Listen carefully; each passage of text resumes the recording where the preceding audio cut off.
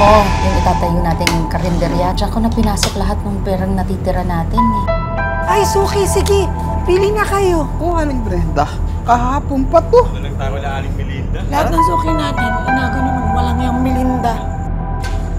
Ang dami mo namang tinda, Melinda.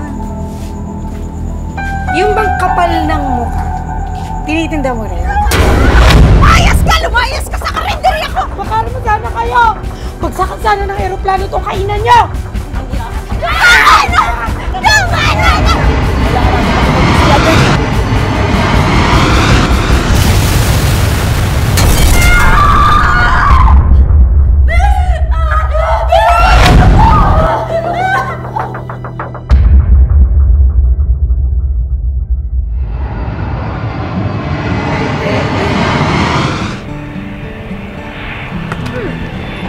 Uy, Bes, ang galing-galing mo na maglaro. Natatalo mo na ako.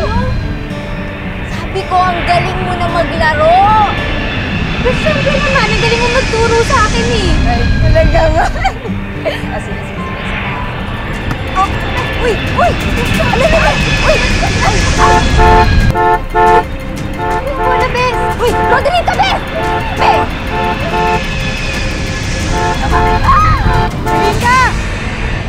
Melinda! Lumabas ka dyan! Ano na naman tong tax mo hindi kayo makakabayad? Apa 2 buwan na kayo hindi nakakabayad na renta? Hindi ang punan tong paupahan ko!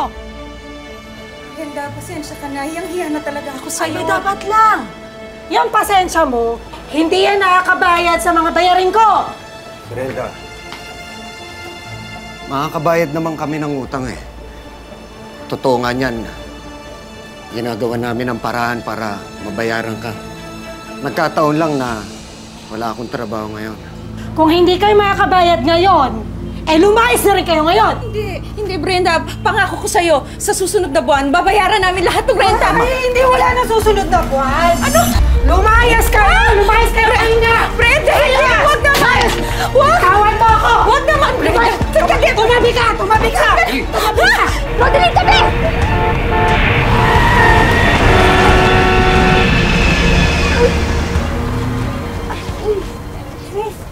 Uy! Bes! Okay ka lang ba? Oo, Bes, okay lang ako. Pasensya ka na. Hindi ko kasi narinig yung sasakyan dahil sa aeroplano. Alam mo, yung mga aeroplano talaga yun ang papatay sa atin. Bes, maraming salamat. Pero ikaw naman, sige nga, paano ko ikaw naman yung napahamak? Ka ba? Siyempre, hayaan ko ba namang may mangyari sa'yo? Siyempre, hindi. Best friends? Forever and ever! Irene, Rodeline, yung mga magulang nyo nag-aaway.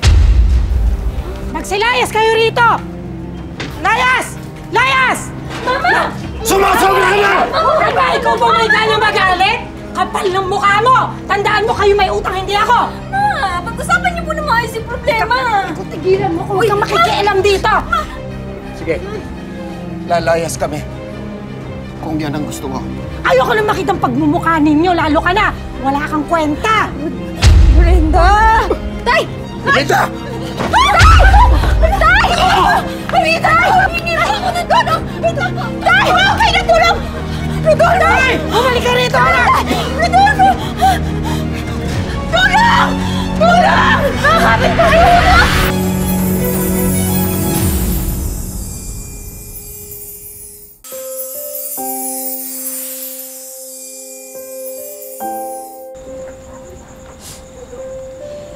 Bes.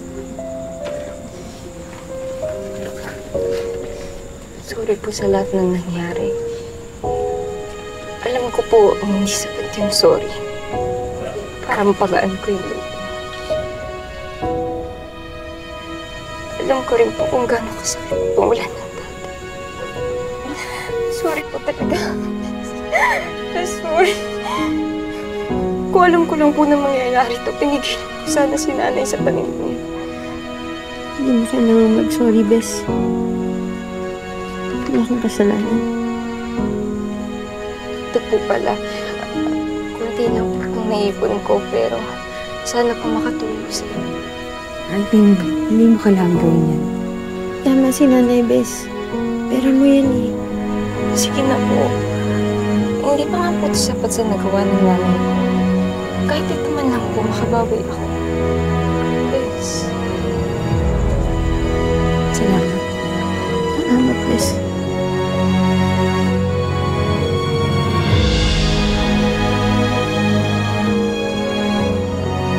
Kahit ano mangyari, magkaibigan pa rin tayo.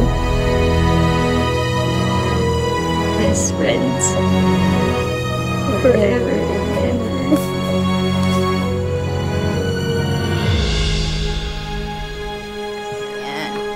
Ito, tikman mo muna itong niluto ko kung papasa sa'yo.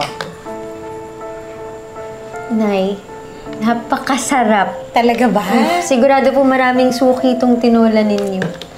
Oh, yan naman ang gusto ko sa'yo, anak. Binobola mo pa But ako wait, syempre, Nay, titikman mo rin ang luto kong adobo. Sige nga.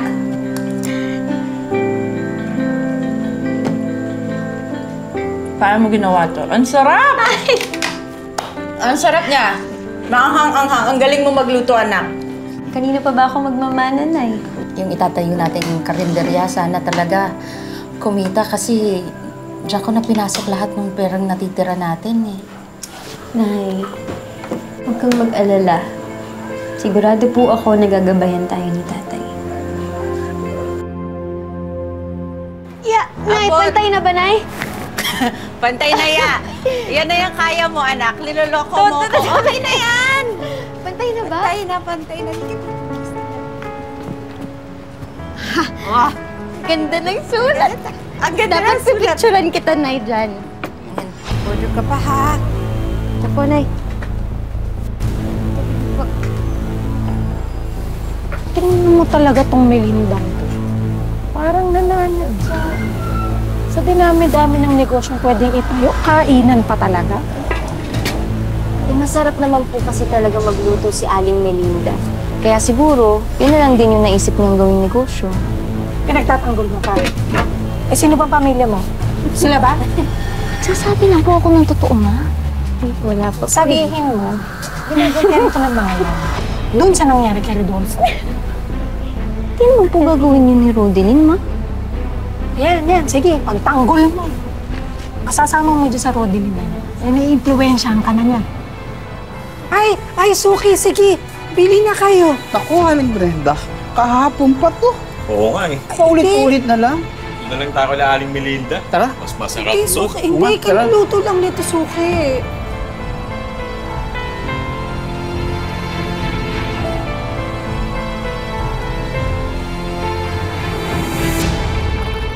Aling Brenda. Ito Sige. Saka isang kanin, ha? Sige po. Isa lang? Isa lang.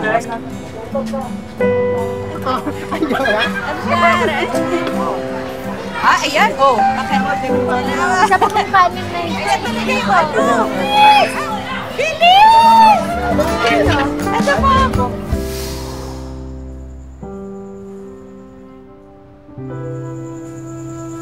Ma, ano po nangyari? Bakit ang dami niyo pa rin pong tinda? Tsaka ma, saan yung mga suki natin? Ma! Ayan. Tingnan mo. Lahat ng suki natin, inagano nung walang yung Melinda.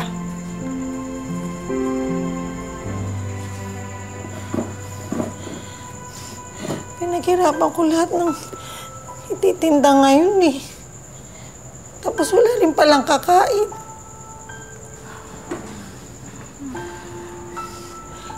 Sinabi ko na sa'yo, nagbabait-baitan lang yung mga yan.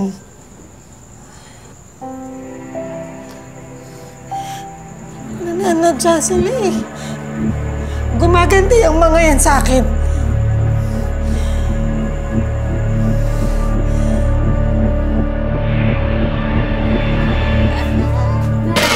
Ako na po dyan. Sige, pero sigurado ka? Opo.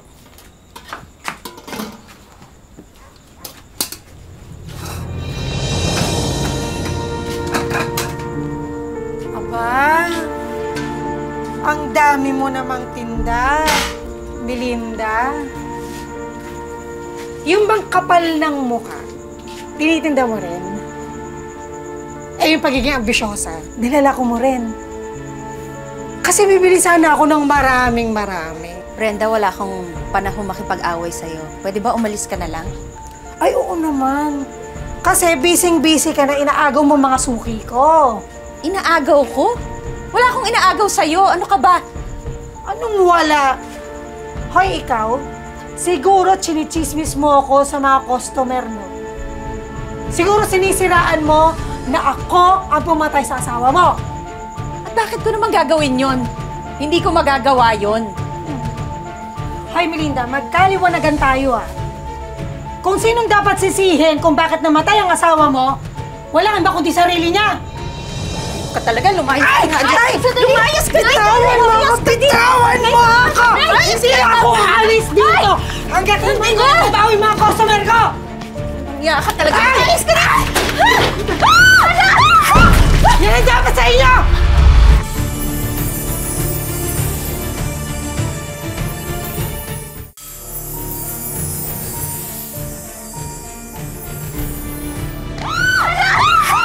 Yan ang dapat sa inyo!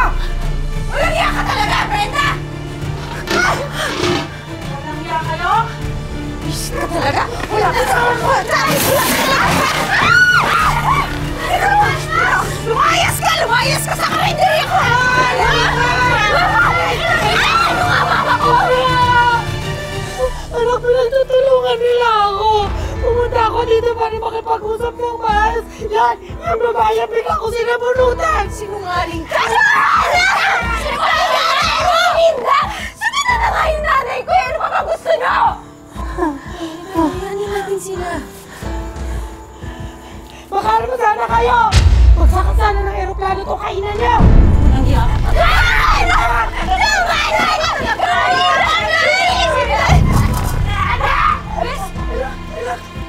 Bes, pasensya ka na. Ano? Sinasadya, Bes, okay ka lang? Ay, ikaw, huwag ka nga magbait-baitan. Nagtala ka dyan sa nanay mo! Bes, pasensya ka na. Hindi ko sinasadya. Kung galit kayo sa amin, sabihin nyo. Hindi nagbabait-baitan kayo sa harap namin. Hindi ka na.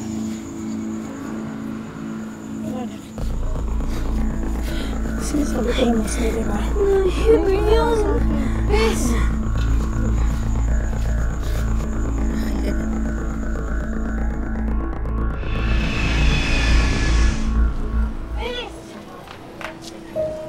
Bes, pansinin mo naman ako. Ilang araw na ako nagme-message sa'yo, hindi ka naman sumasagot. Ano ba sasabihin mo? Nakasalanan ng nanay ko yung away nila ng nanay mo? O sige na nga! Kasalanan na nga ng mama ko! Masaya ka na? Hindi pa naman tayo mag-aaway. Alam mo, tama yung sabi ng nanay ko tungkol sa... Mga oportunista kayo ng nanay mo eh! Di ba kayo nakontento na hindi kayo nagbabayad ng upa? Tapos pati karinderya namin? Kukoprahin nyo para malugi kami? Bes, alam mo, hindi totoo yan! Noong namatay ang tatay ko, walang-wala kami. At yung karinderya lang ngayon ang alam naming paraan para makakita kami ng pera. Tama na nga, Rodely. Alam mo, simula ngayon, hindi na tayo mag-best friend. Sisisihan ko na nakilala. Sana mawala ka na sa buhay ko!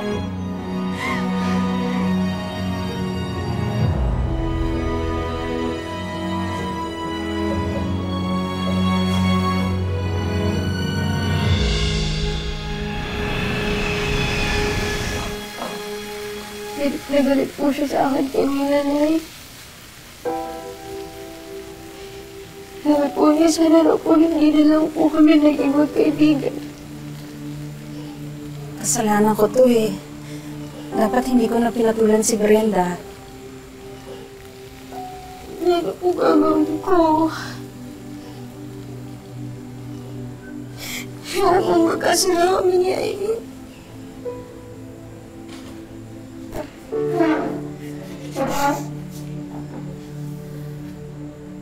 Anak, bigyan mo lang ng konting panahon si Irene. Kapag humupa na yung galit nun, sigurado ako magkakaayos din kayo.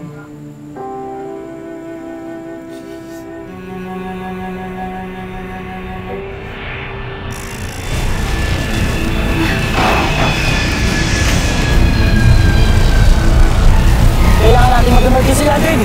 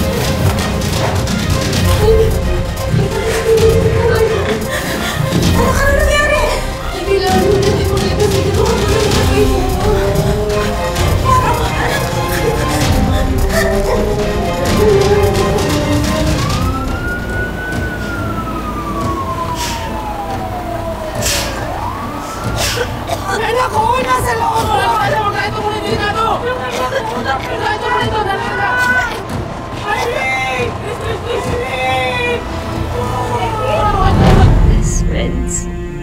Forever and ever. Rodeline! Rodeline, anak! Tulong! Bes! Tulong! Tulong! Tulong! Bes! Tulong!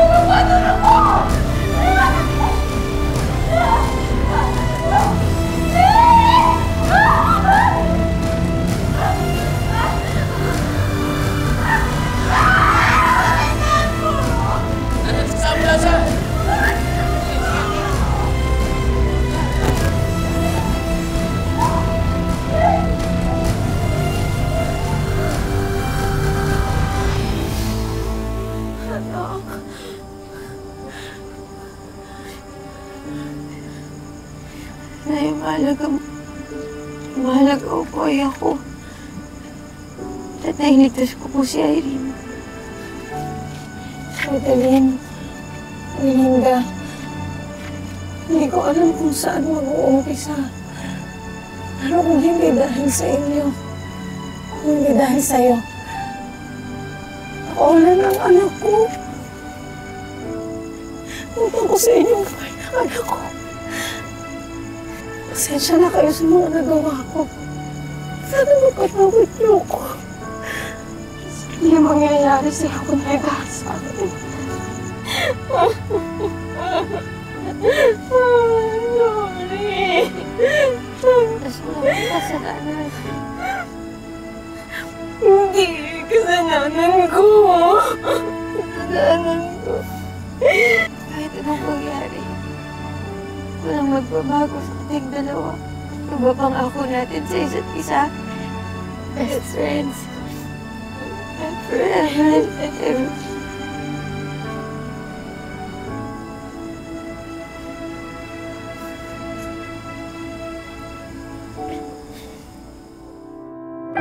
Dahil sa sunod-sunod na trahedya, ang buhay ng mag-inang Rodeline at Melinda ay literal na bumulusok pababa.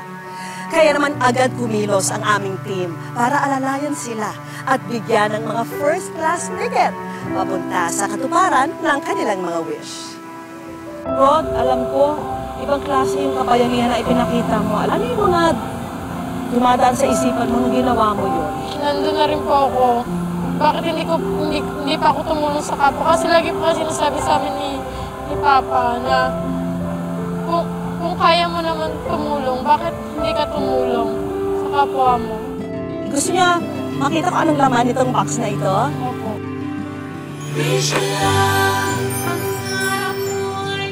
Para makapagsimula muli ang mag-ina, may regalo kami sa kanila na sari-sari store at chili garlic business.